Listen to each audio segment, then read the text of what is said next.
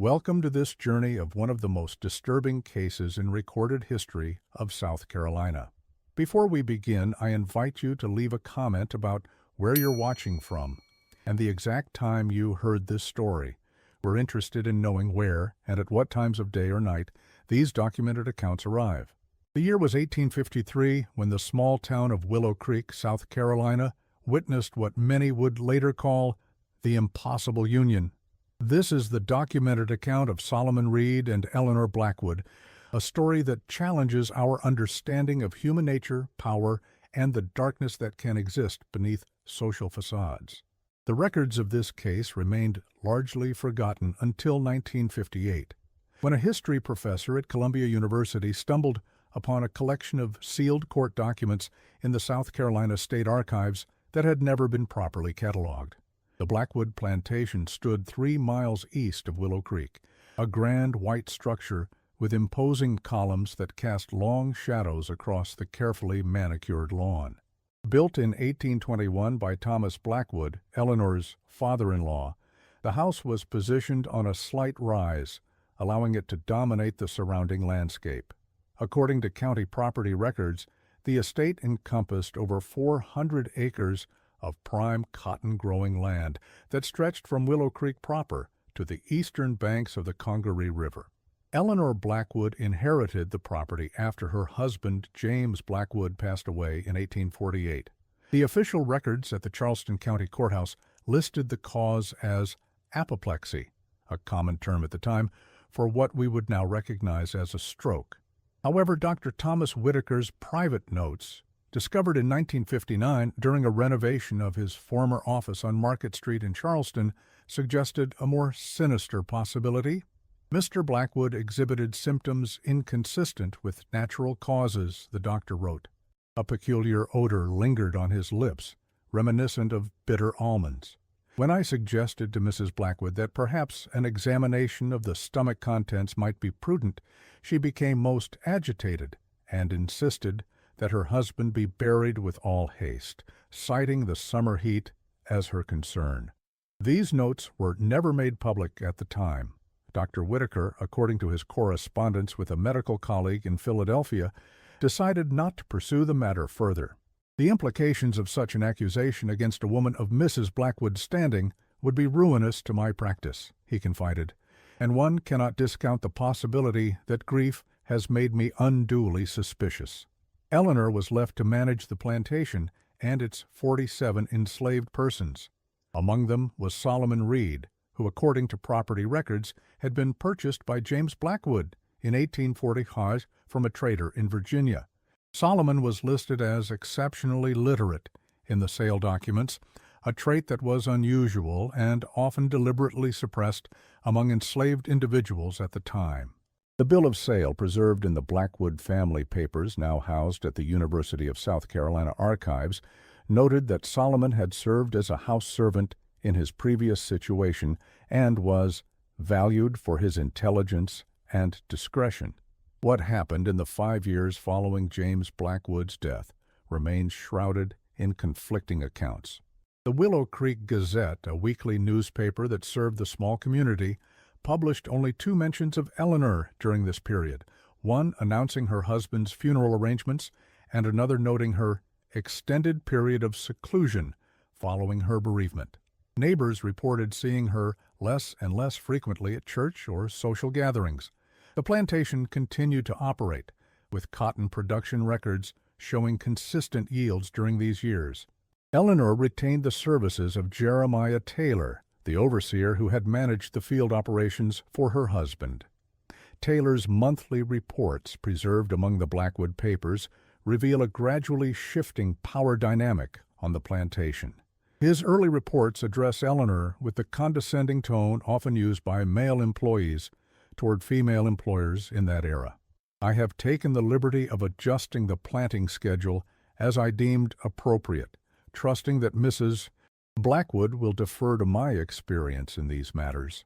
By late 1850, his tone had changed markedly. As per Mrs. Blackwood's explicit instructions, I have reassigned workers according to her new field rotation system.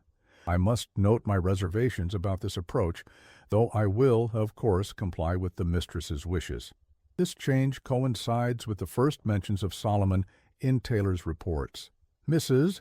Blackwood continues to rely heavily on the counsel of the house servant Solomon regarding plantation affairs, an arrangement I find increasingly problematic. Reverend Micah Henderson's journal entries from 1849-1852 mentioned his growing concern for Eleanor's spiritual well-being. Mrs. Blackwood appears increasingly withdrawn from society, he wrote in September 1850. When I called upon her to offer pastoral comfort, I was informed by her house servant that she was indisposed. Through the parlor window, however, I observed her walking in the garden with her head overseer, engaged in what appeared to be intense conversation. The overseer Henderson referred to was not identified by name in this entry, but a subsequent passage clarifies that he had observed Eleanor in the company of the slave called Solomon, who seems to have assumed duties far beyond his proper station. Henderson's concern eventually led him to call upon Eleanor's brother-in-law, Colonel William Blackwood, who lived in Charleston. A letter from Henderson to William, dated February 1852, expresses alarm at the irregular management of the plantation and hints at improprieties that, if confirmed, would scandalize the community and dishonor the Blackwood name. Colonel Blackwood apparently dismissed these concerns initially, replying that the vagaries of widowhood must be indulged to some degree, and suggesting that Eleanor's eccentricity is a family trait that manifests more pronouncedly in solitude. By early 1853, rumors began circulating through Willow Creek. Elizabeth Montgomery, whose family owned the neighboring plantation, wrote in a letter to her cousin in Richmond, "The most disturbing whispers have reached us regarding the widow Blackwood. It is said she has developed an unseemly reliance on one of her slaves, a man called Solomon. Martha's girl, who delivers linens to the Blackwood house, claims to have seen them dining together in the main house. The very thought of such an arrangement turns my stomach. I pray these are mere malicious fabrications, though Eleanor's increasing absence from church and social gatherings lends credence to the tales." The Montgomery family papers, now held in the Virginia Historical Society collection, include several more letters detailing the growing scandal. Elizabeth's husband, Judge Thomas Montgomery, reportedly confronted Eleanor during a chance encounter in Willow Creek. According to Elizabeth's account of the incident, Thomas inquired directly as to her welfare and the management of her estate, making specific reference to unusual arrangements he had heard discussed. Eleanor met his gaze with a coldness I have never before witnessed and replied, "My affairs are precisely that, Judge Montgomery, mine alone. I would suggest you direct your considerable analytical powers toward your own household." Thomas was so taken aback by her manner that he could offer no response before she continued on her way. The historical record shows that on April 7, 1853, Eleanor Blackwood appeared at the county clerk's office with a stack of documents. First was a deed of manumission for Solomon Reed, officially granting him freedom. The second was a bill of sale transferring ownership of the Blackwood plantation to a Mr. Harold Cunningham of Boston, Massachusetts, for the sum of $42,000, a substantial amount at the time, though property assessments suggest it was somewhat below market value for an estate of that size and productivity. The clerk, Josiah Perkins, later told the Charleston Mercury that Eleanor appeared composed but resolute, and that she answered all questions with unsettling directness. When asked about her future plans, she reportedly stated only that the air of South Carolina has become oppressive to my constitution. Perkins noted in his official log that all the paperwork was impeccably prepared, suggesting the hand of an experienced legal mind, though no attorney accompanied Eleanor to the transaction. 3 days later, Eleanor and Solomon were gone from Willow Creek. The only trace of their departure was a short notice in the ledger of the station master at the Charleston Railway Depot, noting 2 tickets purchased for the northbound train to Philadelphia. The names listed were Mrs. E. Blackwood and Mr. S. Reed. The station master, Abraham Wilkins, later recalled to a reporter from the Charleston Mercury that the lady was heavily veiled, but carried herself with unmistakable refinement. Her companion was a well-dressed colored man who spoke with surprising education. What struck me most peculiarly was that he purchased both tickets and handled all their luggage arrangements, while she stood silently by, as if she were in his service rather than the reverse. What followed was a period of silence. For almost 8 months, no documented trace of either Eleanor or Solomon exists in any public record. This gap has been the subject of considerable historical speculation. Some scholars suggest they may have separated during this time, or that they remained in hiding due to the legal precariousness of their situation. Others point to evidence that they may have traveled abroad, possibly to Europe, where their unusual relationship might have attracted less scrutiny. A passenger manifest from the ship Atlantic Venture, departing Philadelphia for Liverpool in April 1853, lists an E. Reed and S. Reed among its passengers, though this connection remains speculative. The manifest describes them as merchant and wife, suggesting they were already presenting themselves as a married couple, though no legal record of their marriage existed at this time. Then, on December 12, 1853, a marriage certificate was filed at a small Quaker meeting house outside of Boston, Massachusetts. It recorded the union of Solomon Reed, formerly of Virginia, and Eleanor Reed, formerly Blackwood, of South Carolina. The certificate was witnessed by 2 prominent abolitionists, Thomas Wilson and Rebecca Prentice, suggesting connections to abolitionist circles during their months of absence from public record. The Boston Liberator, an abolitionist newspaper edited by William Lloyd Garrison, published a small announcement of the marriage, describing it as a powerful testament to the natural equality of all mankind, transcending the artificial barriers erected by the institution of slavery. This publication triggered a firestorm of reaction across the country. In South Carolina, the reaction was swift and severe. The Charleston Mercury published an editorial condemning Eleanor as a traitor not only to her late husband's memory, but to the very foundations of our society. The piece continued that a woman of breeding and education should so debase herself as to legally bind her fate to that of a former slave demonstrates a derangement of mind that can only be attributed to some form of hysteria or moral degeneracy.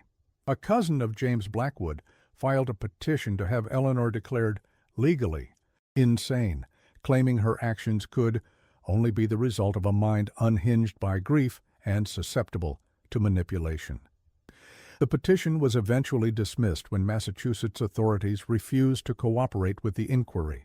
Colonel William Blackwood, who had initially dismissed concerns about his sister-in-law's behavior, now led efforts to have her marriage nullified and her property transaction with Harold Cunningham invalidated on grounds of mental incompetence. Court records from Charleston show that these legal challenges persisted for nearly 2 years, though they ultimately failed. Cunningham, who appears to have been sympathetic to the abolitionist cause, defended his purchase vigorously through legal representatives, producing correspondence with Eleanor dating back to 1851 that demonstrated her sound mind and deliberate planning. These letters, now preserved in the Massachusetts Historical Society archives, reveal that Eleanor had been contemplating her departure from South Carolina for years before acting. What few knew at the time, and what was only revealed through documents discovered in 1964 during research for a Harvard dissertation on interracial relationships in pre-Civil War America, was that Solomon Reed had been educated in secret by his previous owner's son, a young man named Edward Carrington. Letters between Carrington and a colleague at William and Mary College revealed that Solomon had displayed exceptional aptitude for languages and mathematics, and had been taught reading, writing, and classical literature against prevailing laws and customs. Carrington wrote of Solomon, "I have never encountered a mind more naturally disposed to learning. He absorbs Greek and Latin with an ease that would put my classmates to shame, and his insights into Virgil and Homer reveal a depth of understanding that constantly surprises me. I know our society would condemn my actions, but I cannot in good conscience allow such remarkable intelligence to lie fallow merely due to the circumstances of his birth. These lessons ended abruptly when Carrington's father discovered their activities. Solomon was sold to a trader within the week, eventually coming into James Blackwood's possession. Carrington's final letter regarding Solomon expresses profound regret. I fear I have done him a disservice by opening doors that our society will forcibly keep closed to him. Knowledge without the freedom to apply it may prove a crueler burden than ignorance. But education alone doesn't explain the extraordinary path that led from enslavement to marriage. The more disturbing elements of this story emerge from the personal diary of Eleanor Blackwood, discovered in a sealed compartment of a writing desk sold at auction in 1957. The auction catalog from Sotheby's described the desk simply as American mahogany, Sikh to 1840, formerly property of the Reed family of Massachusetts. The buyer, an antique dealer from Providence named Martin Holloway, discovered the hidden compartment while restoring the piece. The diary, covering the period from 1848 to 1853, paints a complex and unsettling portrait of the relationship's evolution. Holloway, recognizing its historical significance, donated the document to Brown University, where it remains part of their special collections. Scholars who have studied the diary note that the handwriting changes subtly over the 5 years of entries, becoming more angular and less ornate, perhaps reflecting Eleanor's psychological transformation. The earliest entries following James Blackwood's death reveal Eleanor's growing isolation. "I am surrounded by those who look upon me with either pity or calculation," she wrote in August 1848. "The women of Willow Creek visit only to assess my vulnerability, the men only to offer unwanted guidance regarding the plantation's affairs. I find I can no longer bear their company." By January 1849, Solomon's name begins to appear with increasing frequency. Mr. Reed assisted me with the quarterly accounts today. His understanding of figures exceeds that of the overseer, though I dare not make this observation known. This entry is notable for the use of the honorific Mr., a sign of respect almost never afforded to enslaved persons at the time. As the months progressed, Eleanor's writings reveal a gradual shift in power dynamics. Solomon suggested alterations to the cotton field rotation that I have implemented against Mr. Taylor's, the overseer's, objections. The logic of Solomon's approach is undeniable, though I allowed Taylor to believe the idea originated with me. By late 1850, the relationship had clearly evolved beyond that of owner and enslaved person. We spoke for hours this evening about Milton's Paradise Lost. S. has a perspective on the fall from grace that I find both disturbing and compelling. He sees freedom as a burden as much as a blessing. To choose, he said, is to accept responsibility for the outcome of that choice. Many would prefer the comfort of chains to the terror of true liberty. I find myself increasingly drawn to his mind, his perspective so unlike any I have encountered before. Entries from this period also reveal Eleanor's growing awareness of the hypocrisy in her society. Attended Mrs. Hargrove's reception today. The lady spoke at length about the moral character of the enslaved, questioning whether they possess souls capable of salvation. All this while being served tea by Mrs. Hargrove's elderly butler, whose expression revealed he heard every word. I found I could not contribute to the conversation, my thoughts too occupied with my discussions with Solomon regarding Locke's treatises on natural rights. I made my excuses and departed early, unable to bear the suffocating blindness of their worldview. What happened in the Blackwood house during those years remains a matter of scholarly debate. Some historians point to Eleanor's diary as evidence of a genuine intellectual and emotional connection that transcended the social boundaries of the time. Others suggest a more sinister dynamic, a psychological dependence born of isolation and grief. or perhaps a calculated manipulation on Solomon's part. The diary entries become increasingly erratic through 1851 and 1852.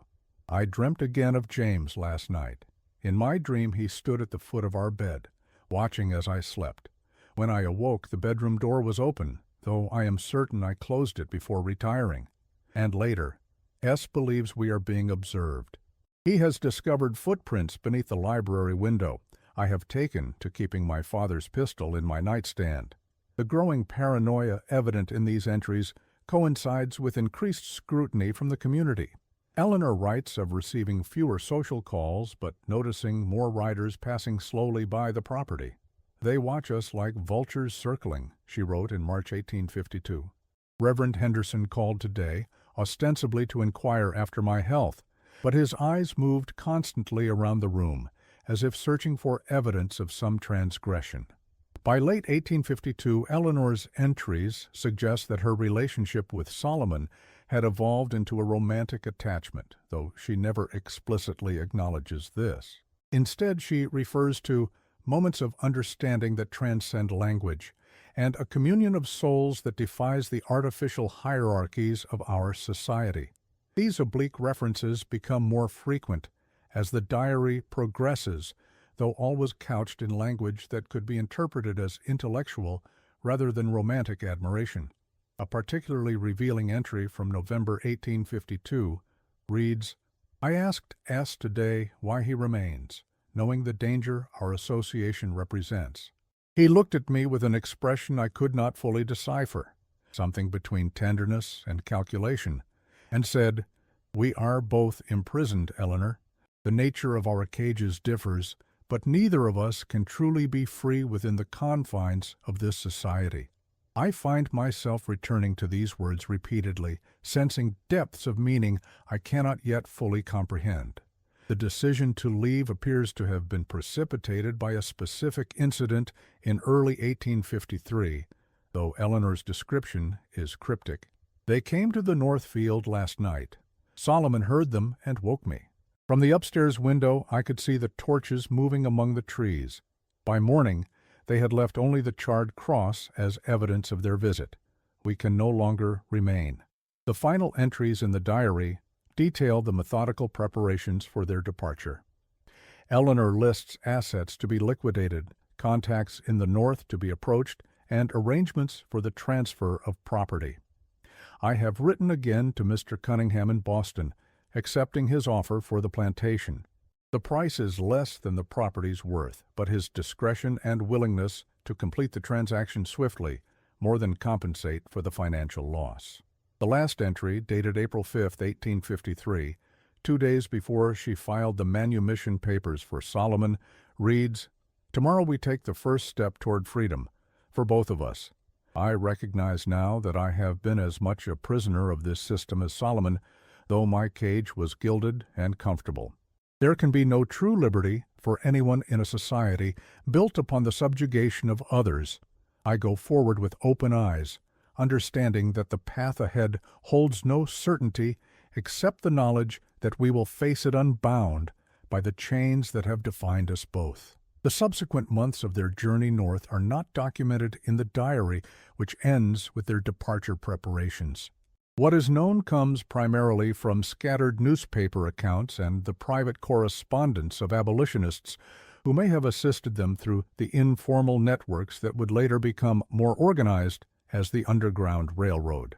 A letter from William Lloyd Garrison to a fellow abolitionist, dated October 1853, mentions, "A most unusual couple recently arrived from the South, whose circumstances present both opportunity and challenge for our cause. The woman, formerly a slave owner, and the man, formerly her property, wish to marry. While I celebrate any union founded on mutual respect rather than ownership, I confess to harboring concerns about the foundations of their attachment." These concerns were echoed by others in the abolitionist community. Sojourner Truth, after reportedly meeting with Eleanor and Solomon, commented to a colleague that she sensed a shadow between them that neither seemed able to name. This comment was recorded in the memoirs of Lucretia Mott, published posthumously in 1884. Mott elaborated, "Their case presents a moral complexity that defies simple categorization. Can true equality ever exist between two people when their relationship began in such profound imbalance of power?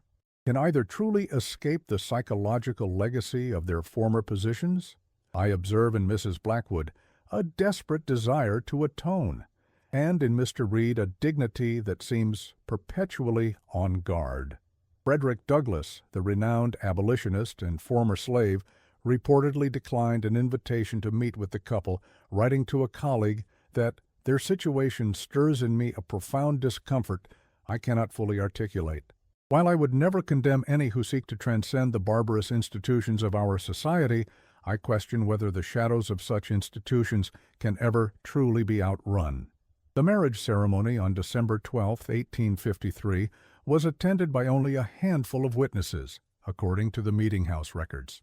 The official witness signatures include Thomas Wilson, a wealthy Boston merchant with known abolitionist sympathies, and Rebecca Prentice, a Quaker activist who had been involved in aiding fugitive slaves. The officiating minister, Reverend Elijah Porter, later wrote to a colleague that the bride appeared pale but composed, the groom dignified but watchful. "I have performed hundreds of marriages in my years of ministry, yet none that carried such weight of history and contradiction." The couple settled in a small house on the outskirts of Boston, purchased with funds from the sale of the Blackwood plantation. The deed recorded in the Suffolk County property records lists both Eleanor and Solomon as joint owners, a highly unusual arrangement for the time, particularly for an interracial couple. They lived there in relative obscurity for almost 3 years. What happened within those walls remains largely unknown. Neighbors later reported that the couple kept to themselves, rarely entertaining visitors. A local shopkeeper noted that it was always Solomon who conducted their business in town, with Eleanor appearing only occasionally, and described as withdrawn and severe in aspect. The postmaster recalled that they received regular correspondence from Europe, particularly from England and France, suggesting they maintained connections abroad, possibly with abolitionist circles. A rare glimpse into their life together comes from the diary of Abigail Worthington, wife of a Harvard professor, who recorded visiting the Reeds in the summer of 1855. "The house is modestly but tastefully appointed," she wrote. "Mrs. Reed received us in the parlor with formal courtesy, though I sensed a reluctance in her hospitality, as if our presence represented an unwelcome intrusion. Mr. Reed is remarkably well-spoken, conversant in literature and philosophy to a degree that would distinguish him in any company. What struck me most forcefully was the dynamic between them. She deferred to him in matters of opinion, while he attended to her physical comfort with a solicitousness that bordered on excessive. Neither seemed entirely at ease, despite their evident efforts to present a picture of domestic harmony. The end came suddenly in September 1856. According to Boston police records, officers responded to reports of a disturbance at the Reed residence.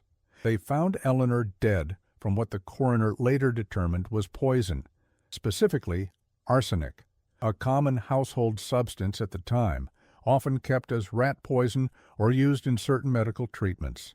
Solomon was discovered unconscious nearby with traces of the same substance in a glass beside him. The Boston Evening Transcript reported the incident with a headline that read simply, "Tragedy in Dorchester, Southern Woman Found Dead." The article described the couple as recent arrivals from the South and noted the unusual nature of their marriage, but provided few details about the circumstances of Eleanor's death. The paper reported that Solomon Reed had been taken to Massachusetts General Hospital in critical condition. He survived but never stood trial. Medical records from the Massachusetts State Hospital, where he was transferred after his physical recovery, indicate he was deemed unable to participate in his own defense due to a state of profound melancholia and disassociation. The examining physician wrote, "The patient remains largely unresponsive to questioning, staring fixedly at the wall for hours at a time. When he does speak, his comments are often incoherent or seem addressed to persons not present." He repeatedly asks for Eleanor's forgiveness, though whether for her death or some other transgression remains unclear. Solomon Reed spent the remaining 12 years of his life in the hospital, reportedly speaking only rarely and never about the events that brought him there. Hospital records indicate that he was considered a model patient, quiet and compliant, who spent much of his time reading from the small collection of books in the hospital library. A nurse's note from 1863 observes that the patient appears to find particular solace in Milton's Paradise Lost, which he reads repeatedly, often muttering certain passages to himself. The investigating officer, a Lieutenant Charles Mercer, filed a report that contained one particularly disturbing detail. Upon examining the deceased's personal effects, we discovered a small, leather-bound volume hidden within the lining of a valise.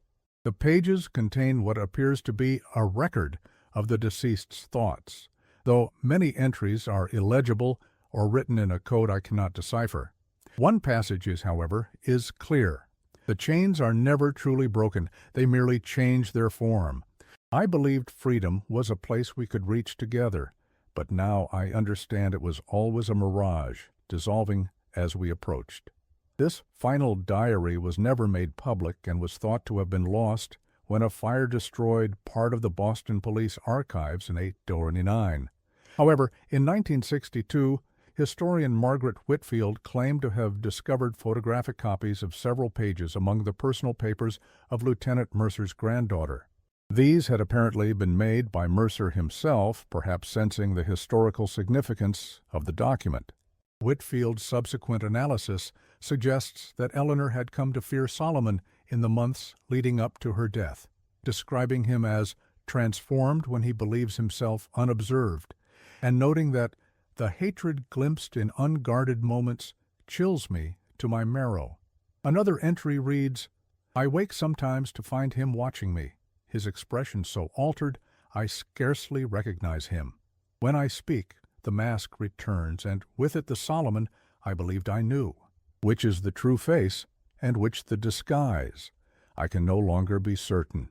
A particularly troubling entry, dated approximately 2 months before her death, reads, "I dreamt last night that S. stood over me with James's old straight razor, watching me sleep. When I woke with a start, he was indeed beside the bed, though his hands were empty. He claimed to have heard a noise and risen to investigate. I pretended to accept this explanation, but sleep eluded me for the remainder of the night. Whether this represented the breakdown of a once genuine relationship or revealed the true nature of their connection from the beginning remains impossible to determine with certainty. Some scholars argue that the psychological toll of their social isolation and the hostility they faced from both Northern and Southern society ultimately destroyed whatever bond had initially formed between them.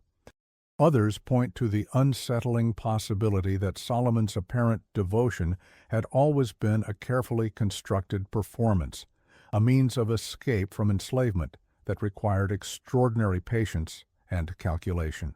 This interpretation suggests that his ultimate goal may have been a form of revenge against the system that had enslaved him, personified by Eleanor as a representative of the slave-owning class, regardless of her individual attempts to transcend that role. His refusal or inability to speak about Eleanor after her death only deepens the mystery. The hospital chaplain, Reverend Samuel Woodward, recorded several conversations with Solomon in which he attempted to encourage the patient to unburden himself through confession.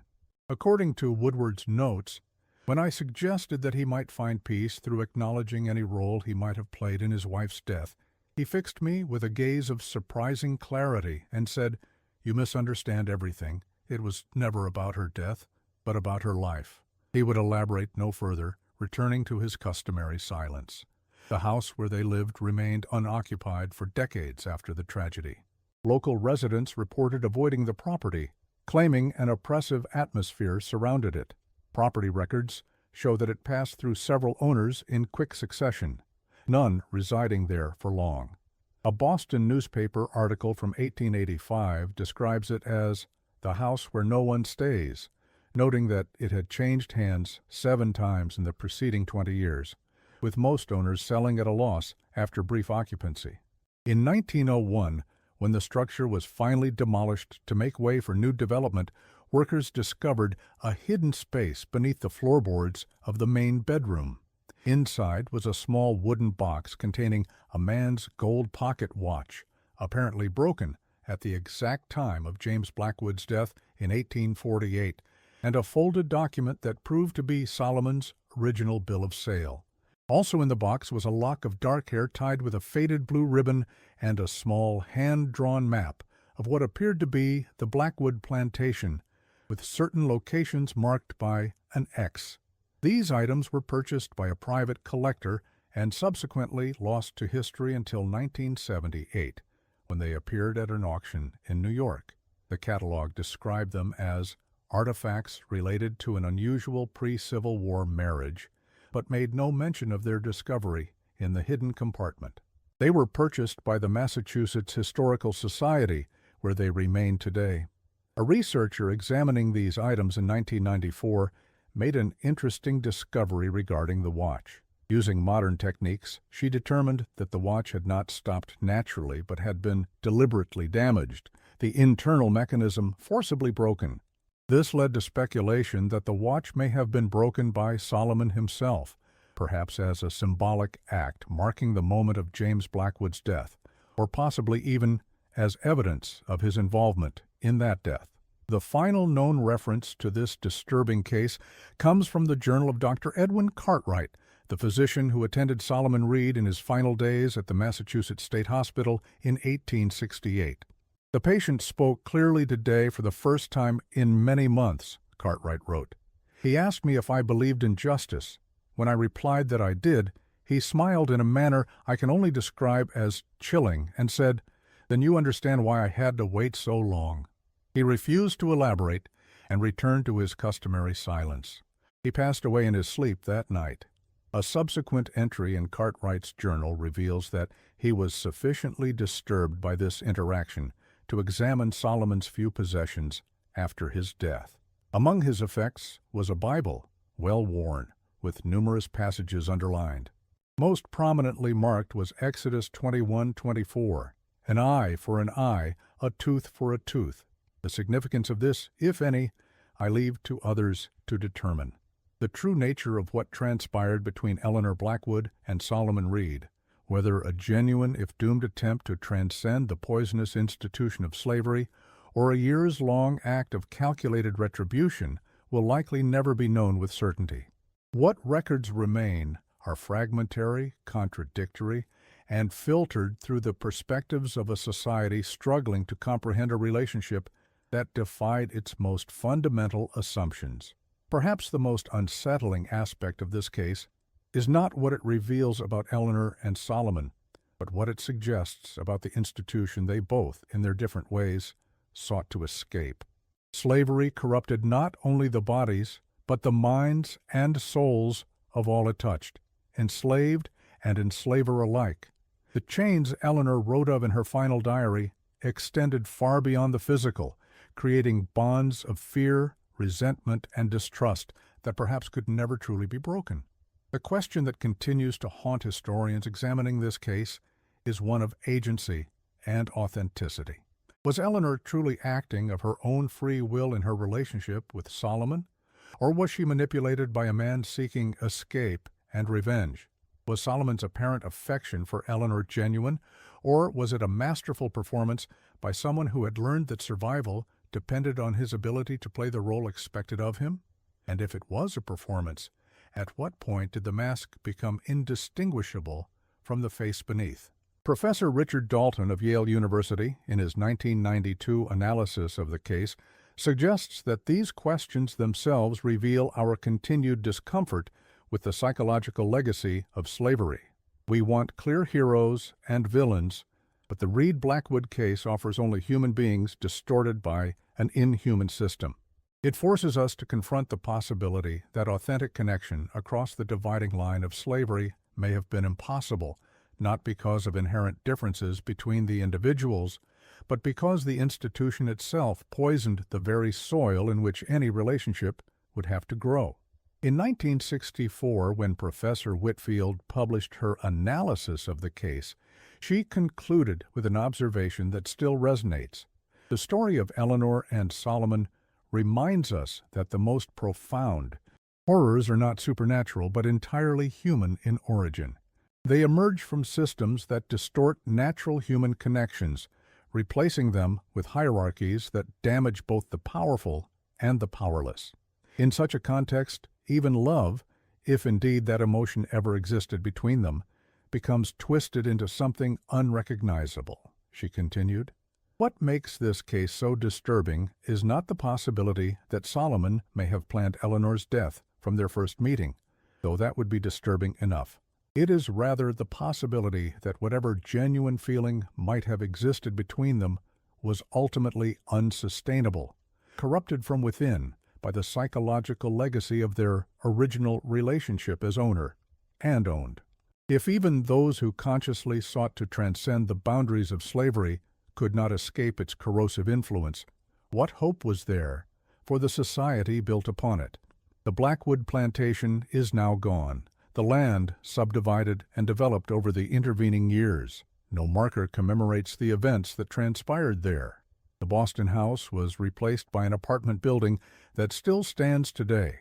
Residents occasionally report an unusual heaviness in the air, a sense of being watched, particularly in apartments built over the site of the original master bedroom. But such reports can be dismissed as suggestion or coincidence.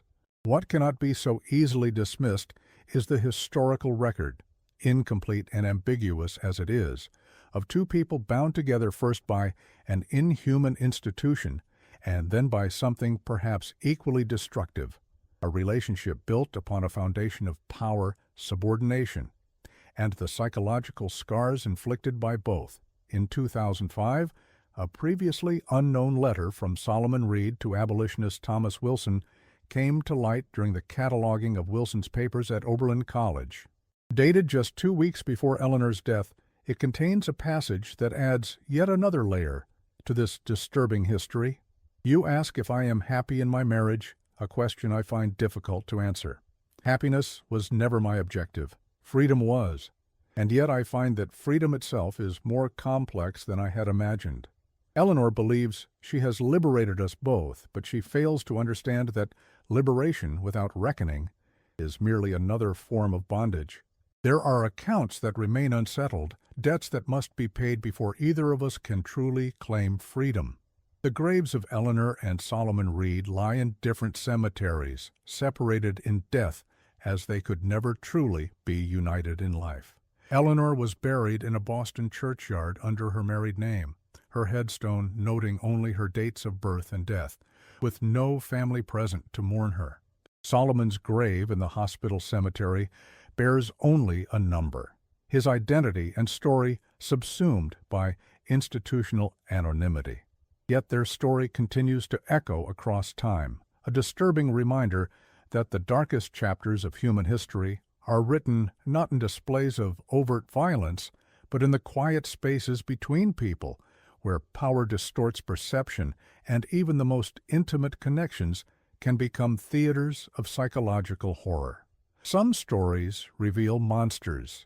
Others reveal how ordinary people become monstrous under the right conditions. The tale of Solomon and Eleanor may be one of the latter, a reminder that the capacity for both love and cruelty exists within us all, and that the line separating them may be thinner than we care to admit. The last document associated with this case is a letter found among Solomon's few possessions after his death. Addressed to Eleanor but never sent, it contains only a single line: "We were never truly free." Whether this represented a final insight or a confession remains, like so much else in this disturbing history, forever open to interpretation. In 2012, during renovation of the Massachusetts Historical Society archives, a researcher discovered a sealed envelope tucked between the pages of Reverend Henderson's journal. The envelope, yellowed with age and sealed with wax bearing the Blackwood family crest, contained a single sheet of paper. On it, in what handwriting experts later confirmed was Eleanor Blackwood's script, was written a passage from Milton's Paradise Lost.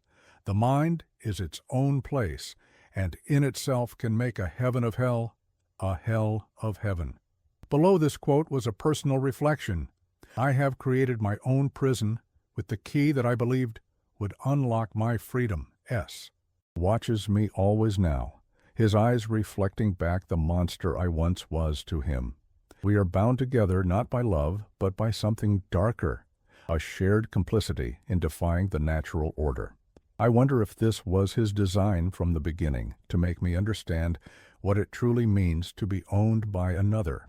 The note was undated, but paper analysis suggested it was written in the months before Eleanor's death. How it came to be placed in Henderson's journal remains unknown. The Reverend had died in 1859, never returning to Massachusetts after his initial concerns about the Blackwood household. This discovery sparked renewed scholarly interest in the case, with particular focus on the psychological dynamics between Solomon and Eleanor. Dr. Miriam Harper, professor of psychology at Columbia University, published an analysis in 2015 suggesting that the relationship may have represented a complex form of trauma bonding. The power dynamics were initially clear, she wrote. Eleanor held absolute power over Solomon's physical freedom, his daily existence, even his life. Yet the diary entries suggest a gradual inversion of this dynamic, with Solomon gaining psychological dominance through his intellect and Eleanor's growing emotional dependence on him. Harper theorized that Solomon may have experienced what modern psychologists would recognize as complex PTSD from his years in slavery, manifesting in a need to reclaim power through the only means available to him, psychological manipulation of the person who symbolized his oppression. The genius and the tragedy of Solomon Reed is that he appears to have recognized that the most complete form of freedom would come not merely from escaping his physical bonds, but from transferring them to his former owner. This interpretation gained support when in 2018 a collection of letters was discovered in the attic of a house once owned by Thomas Wilson. Among them was correspondence between Wilson and Solomon during the period of 1854-1856, after the marriage but before Eleanor's death. These letters, now housed in the Smithsonian National Museum of African American History and Culture, reveal a Solomon far different from the devoted husband portrayed in public. You inquire as to the state of my marriage, one letter reads. It progresses as I anticipated. E. Becomes increasingly dependent on my approval, seeking validation for her supposed transcendence of her former role. The irony that she now seeks permission from me seems entirely lost on her. There is a certain satisfaction in watching her transformation from mistress to supplicant, though I confess, at times, I find her neediness suffocating. Another letter, dated just 3 months before Eleanor's death, contains an even more disturbing passage. E has begun to suspect, I think. I see fear in her eyes when she believes I am not looking. She has taken to locking her bedroom door at night, though she offers various excuses for this change. I make no objection. The physical intimacy of our arrangement has always been the least important aspect to me, merely a means to an end. What matters is that she now understands, if only subconsciously, what it means to live in constant awareness of another's power over your existence. These revelations cast new light on the circumstances of Eleanor's death. The official coroner's report had been inconclusive, noting that the presence of arsenic in both Eleanor and Solomon's systems could indicate either a murder-suicide attempt or a case of accidental poisoning, as arsenic was a common ingredient in many household products of the era. Forensic toxicologist Dr. B. Lawrence Miller, reviewing the historical evidence in 2019, noted that the symptoms described in Lieutenant Mercer's report were consistent with long-term arsenic poisoning rather than a single lethal dose. The report mentions unusual pigmentation of the skin, excessive hair loss, and visible lines on the fingernails, all hallmarks of chronic arsenic exposure, Miller wrote. This suggests Eleanor may have been poisoned gradually over months, with a final lethal dose administered on the night of her death. This theory was supported by an entry in Eleanor's final diary, dated approximately 6 weeks before her death. "I am unwell again today. The physician suggests a nervous condition, but I fear something more sinister. My symptoms worsen after meals when S. insists on preparing my evening tea himself, a kindness that once touched me but now fills me with dread. I have taken to discarding the tea when he is not looking, and on those days I find my strength somewhat improved." The full circumstances surrounding Solomon's own poisoning remained unclear. The prevailing theory among historians is that he may have intentionally ingested a non-lethal dose to divert suspicion, not anticipating that his emotional collapse after Eleanor's death would lead to his institutionalization rather than a criminal trial. Dr. Julian Winters, historian of 19th century race relations, proposed in his 2020 analysis that the entire relationship between Solomon and Eleanor represented a form of psychological warfare, not simply personal revenge, but a calculated attack on the system that had enslaved him. By inverting the power dynamic with Eleanor, by making her dependent on him, and ultimately by orchestrating her demise, Solomon was symbolically striking at the institution itself, Winters wrote. Eleanor became the proxy for a system he could not directly defeat. This interpretation gained further support when researchers at Howard University discovered a fragment of what appeared to be Solomon's own writing, preserved in the collection of a former hospital orderly who had attended him.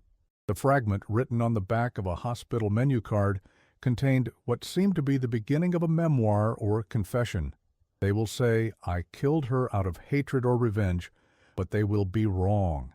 I killed her out of a principle that she herself taught me to value: freedom. She believed she had freed me with a document of manumission, never understanding that true freedom cannot be granted by another, it must be taken. In death I freed her as well, from the illusion that her kind could ever atone for the system they created and maintained. There can be no redemption without justice, no reconciliation without reckoning." The fragment ends there, with no indication whether Solomon ever completed this document or what became of the rest of it if he did. Its authenticity has been questioned by some scholars, though handwriting analysis suggests it is consistent with the few confirmed samples of Solomon's writing that survive.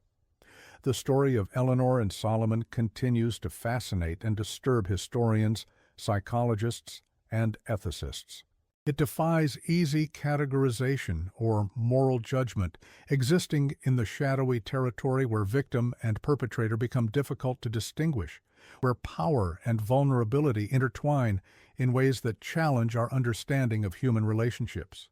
In 2022, a historical novel based on their story sparked controversy for its sympathetic portrayal of both Eleanor and Solomon, depicting their relationship as a tragic love story corrupted by the society around them. Critics argued that this romanticized interpretation diminished the profound moral complexity of the actual historical case. Perhaps most telling is the continued resistance of both Southern and Northern historical societies to incorporate the Reed-Blackwood case into their official narratives of the pre-Civil War era. The story fits neither the Southern myth of benevolent paternalism nor the Northern narrative of moral clarity in opposition to slavery. It suggests instead that the poison of the institution infected everything it touched, creating moral compromise and psychological damage that transcended geographic boundaries and individual intentions. As Professor Whitfield observed in her final assessment of the case, the truly horrifying aspect of the Reed-Blackwood tragedy is not the possibility of murder, but the certainty that slavery created conditions where authentic human connection became impossible.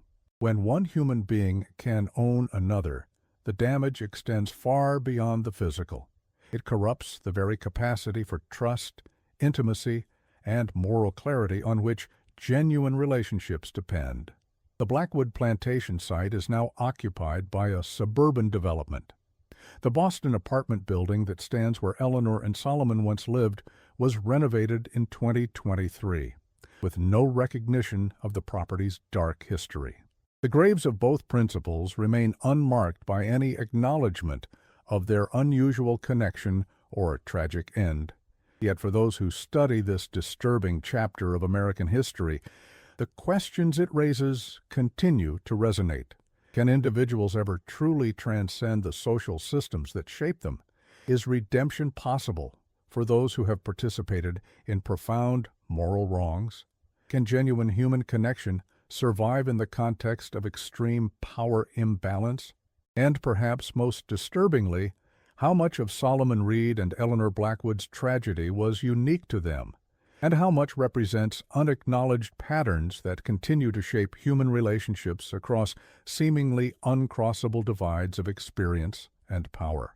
The final word on this case may belong to Solomon himself in the cryptic statement reported by Dr. Cartwright on the night of his death. Then you understand why I had to wait so long. Whether this referred to his patience in executing a plan of revenge years in the making, or to his waiting for Eleanor to fully comprehend the nature of their relationship before ending it, or to something else entirely, will never be known with certainty.